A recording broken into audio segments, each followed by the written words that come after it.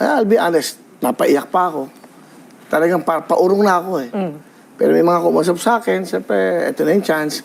Kala ko ba gusto mong tumulong sa mahirap?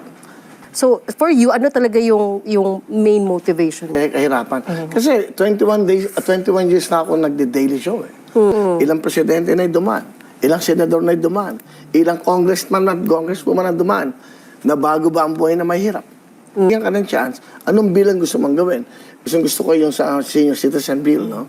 20%. Gusto ko mag-add, if ever na mabibigyan ng chance, gusto ko mag-add another 10%. Sa mahal ng bilihin, every year tumataas ang bayad ng gamot, and then yung mga pag-aaral ng bata. Ang ano ko, purpose ko dito, makatulong, makabigay ng magandang buhay sa mga Pilipino. More of the medicines sa gamot yung naiisip ko. Kasi lahat ng mga lumalapit sa'yo, puro gamot, opera. It's more of the, kasi nga kaya nga senior